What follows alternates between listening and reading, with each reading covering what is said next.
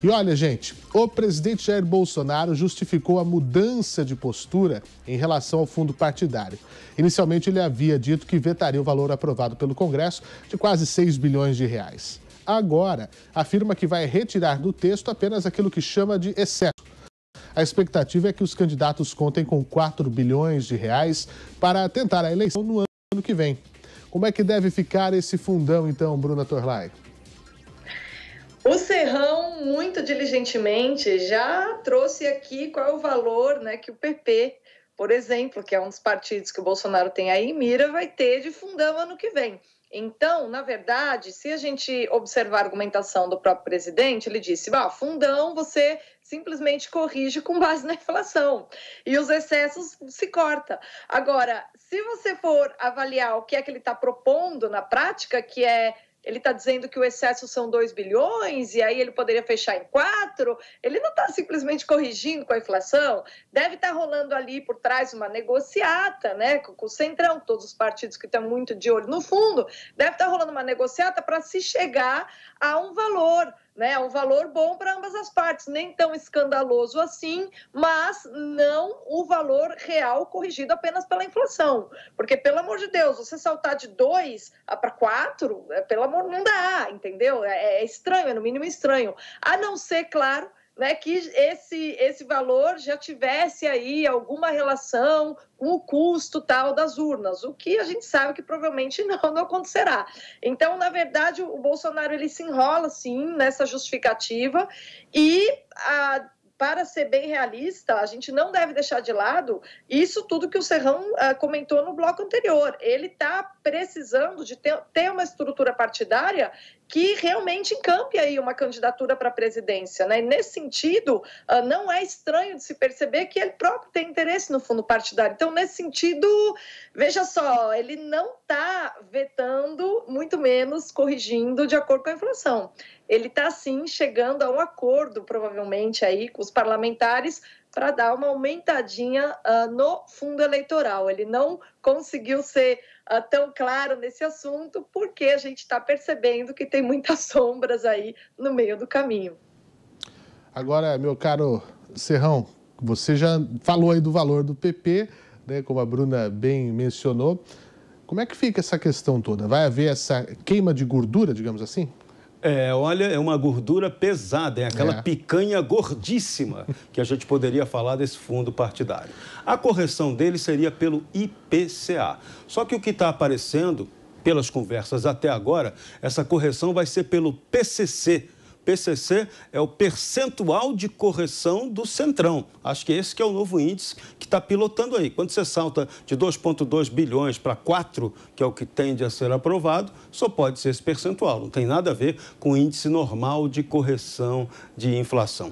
É uma imposição dos políticos que nós tenhamos aqui no Brasil esse financiamento público, com dinheiro público, de campanha eleitoral e de partidos políticos. É o fundo partidário e o fundo de financiamento de campanha. São duas excrescências que nós temos na União das Repúblicas Socialistas Soviéticas de Brusundanga. A gente não deveria ter isso. O Brasil tinha que ter financiamento privado. Quem quer ter partido, cada partido que o embale, que se mantenha, que se sustente por si mesmo, por seus militantes. Nada de dinheiro público para isso. Isso é totalmente ilegítimo, isso é uma aberração que a gente tem no Brasil e que deveria acabar. Mas isso só vai acabar com pressão popular. Nós, o povo, é que temos que protestar contra esse abuso que é utilizado com o nosso dinheiro. Dinheiro de fundo partidário para quê? Esses bilhões poderiam ser utilizados para coisa muito mais útil.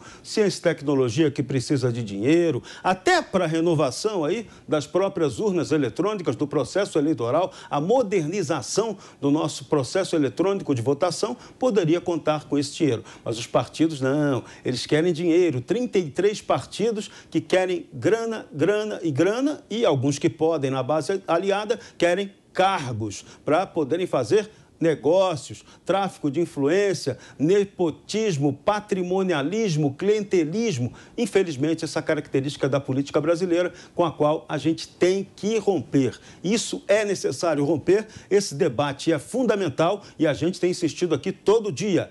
Temos que lutar pela reforma política. Sem reforma política, isso aqui não vai melhorar. Precisamos ter a possibilidade da candidatura independente de partido. Que existam os partidos, partido é muito importante, cada um tem a sua ideologia, defenda a sua linha de luta ideológica ou partidária, mas seria bom que tivéssemos a candidatura independente. Acabaríamos com essa maldição que é o cartel cartório de partido político.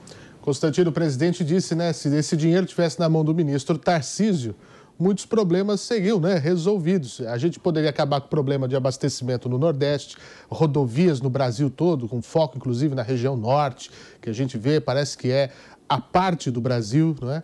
É mais ou menos isso? O problema é que o cobertor é curto e não é por falta de tecido. O governo brasileiro é um mastodonte, um leviatã faminto, guloso, gigantesco, hipertrofiado, obeso, né? Só que gasta muito mal, né? Então, mas sobra dinheiro para um monte de coisa esquisita, desde lagosta e vinhos caros para os ministros supremos até falar em quase 6 bilhões, que seja 4 bilhões de reais para custear campanha eleitoral. Isso é uma excrescência, ainda mais num ano de pandemia, é um escárnio, é um soco no estômago do povo brasileiro. Mas, se nós queremos tirar lições disso, primeira coisa sábia a fazer, na minha opinião, é olhar para onde escorregamos e não onde caímos, né? E onde nós escorregamos? Aí tem a impressão digital do STF proibindo o financiamento privado de campanha. Então, forçou a criação pelo Legislativo da estatização ainda maior dos partidos brasileiros, que já gozam de horário gratuito, que para gente que paga a conta não tem nada de gratuito, e o próprio fundo partidário. Então, criou-se o fundo eleitoral e agora só se aumenta, né? Porque tudo é assim no governo. No governo, quando se cria uma coisa, nada tão permanente como um programa temporário de governo. Vamos criar a cota aqui para fazer uma reparação. Daqui a pouco só expande. Vamos criar aqui um auxílio emergencial, o troço cresce. Então, é assim que funciona no Estado, né? Os liberais entendem bem isso. Agora, veja, isso é a origem do problema. Agora vamos falar da parte conjuntural. O presidente tem um dilema, né? Ele falou que ia vetar, colheu ali os frutos de popularidade com isso, né? E aí já falou, veja bem, não é bem assim, né? Vamos ser realistas, o excesso. Olha, é como disse a deputada Janaína Pascoal, né? Se ele quer vetar por questões políticas, a gente consegue entender. Ele está trazendo o Centrão para dentro, ele precisa articular, ele precisa de governabilidade, tudo bem, mas vamos trazer aqui a linguagem fiel aos fatos, né? Porque do ponto de vista jurídico, medo de crime de responsabilidade ou ter que garantir 4 bilhões, isso não está em lugar nenhum, não. Ele pode vetar mais do que isso. Então é o que está em jogo aqui, né? Eu faço um apelo. Veta, presidente, compra essa briga que vale a pena.